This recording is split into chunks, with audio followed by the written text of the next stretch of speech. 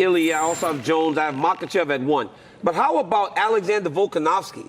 When Max Holloway did what he did to Justin Gaethje, everybody applauded and thought it was the greatest performance. This guy was dominating Max Holloway very recently, like beating him in a win. Look what he did to the Korean Zombie and Brian Ortega and all these guys. Alexander Volkanovski is one of the most dominant guys. Can't just say he's not because he lost to Islam up a weight and he lost to Ilya Topuria. It doesn't work like that. But UFC today.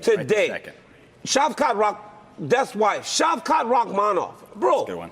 Unbelievable. The way he beats people up and dominates them. What are we doing here? It's like, do you guys not try? Do you not study? Are you just not, you throwing it in? For the belt? Yeah, competition level, competition level matters. He's dominating everybody that he fights. And I got Islam at number 1. He couldn't take that because for all the points we made earlier where I said lately he's been finishing guys in championship opportunities. I'm surprised there's no Hamzat on anyone's list. That's crazy. I thought about it.